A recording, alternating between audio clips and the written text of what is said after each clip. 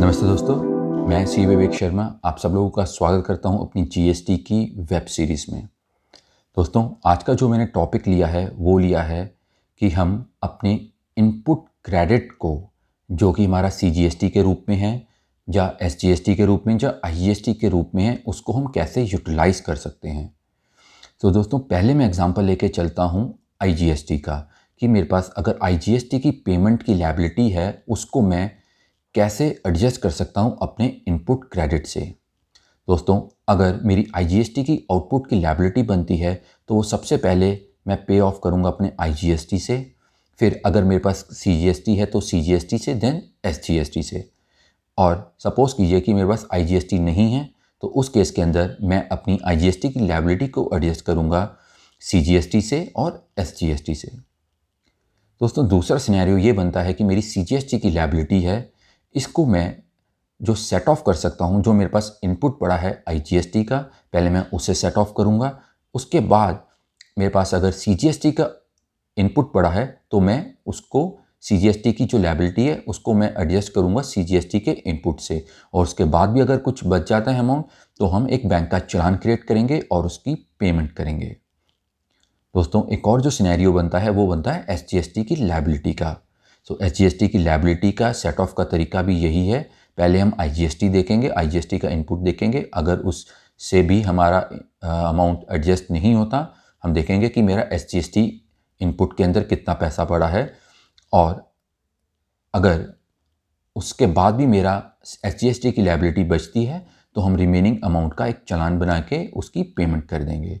तो दोस्तों, मेन हमको यही देखना है कि आईजीएसटी का जो लायबिलिटी है उसका सेट ऑफ का रूल है, पहले आईजीएसटी, फिर सीजीएसटी और एसजीएसटी। अगर आईजीएसटी नहीं है तो सीजीएसटी से सेट ऑफ, देन एसजीएसटी के इनपुट से सेट ऑफ।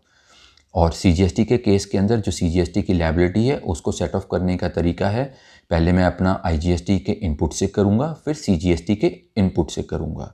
और अगर कुछ बच जाता है तो मैं उसका एक चालान क्रिएट करूँगा और सीजीएसटी की पेमेंट कर देंगे। और एसजीएसटी की लायबिलिटी का सिनेरियो भी यही है सेट ऑफ का। पहले हम आईजीएसटी देखेंगे, अगर आईजीएसटी का इनपुट सफिशिएंट नहीं है, फिर उसके बाद हम एसजीएसटी का इनपुट यूटिलाइज करेंगे।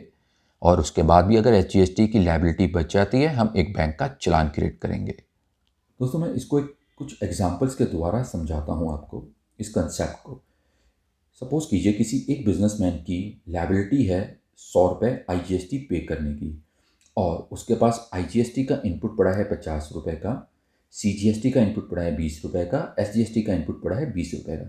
यानी कि उसके पास टोटल इनपुट है 50, 20 और 20, यानी कि 90 रुपये का इनपुट पड़ा है।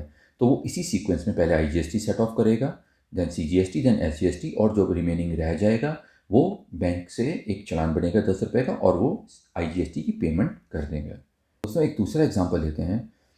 एक बिजनेसमैन की लायबिलिटी बनती है सीजीएसटी पे करने की 100 रुपये की। उसके पास 50 रुपये का आईजीएसटी का इनपुट है और 25 रुपये का सीजीएसटी का इनपुट है। सो इस केस के अंदर पहले जो सेट ऑफ होगा वो होगा आईजीएसटी 50 रुपये, उसके बाद 25 रुपये का सीजीएसटी, और जो 25 रुपये बच जाएंगे उस सिनेरियो के अंदर हमारा जो 25 रुपये का एक चालान बनेगा और सीजीएसटी की पेमेंट हो जाएगी।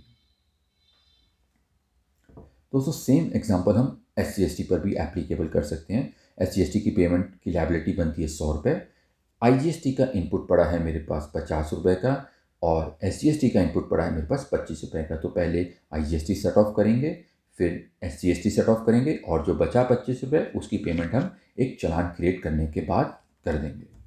दोस्तों, एक और सिनेरियो समझते हैं।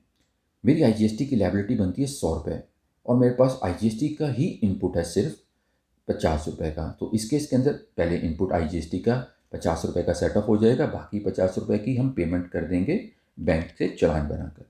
तो उसमें एक दूसरा एग्जांपल लेते हैं। मेरे पास सीजीएसटी की लायबिलिटी बनती है 100 रुपये की पेमेंट की, पर मेरे पास इनपुट जो है वो सिर्फ सीजीएसटी का ही है 50 रुपये का। तो इस केस के अंदर 50 रुपये सेट ऑफ हो जाएंगे मेरे सीजीएसटी से, और जो बाकी बचा 50 रुपये उसका मैं चालान क्रिएट करूँगा और जीएसटी की पेमेंट कर दूँगा।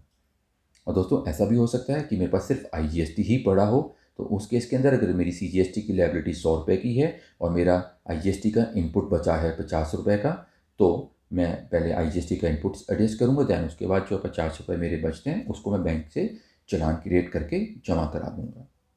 दोस्तों, उम्मीद करता हूँ कि आपको इस वीडियो के देखने के बाद ये कंसेप्ट क्लियर हो जाएगा कि अगर आपकी CGST, SGST या IGST की लायबिलिटी बनती है, उसको आप अपने इनपुट क्रेडिट से, जो कि IGST के रूप में होगा, CGST के रूप में होगा या SGST के रूप में होगा, कैसे आप सेट ऑफ कर सकते हैं। अगर फिर भी अगर आपके कोई डाउट्स हैं, आप मुझे मेल कीजिए, मैं उस पर आपको रिवर्ट करूँगा। तो दोस्तों, अब मिलते हैं आपसे अपनी नेक्स्ट वीडियो में। तब तक के लिए नमस्ते, जय हिंद।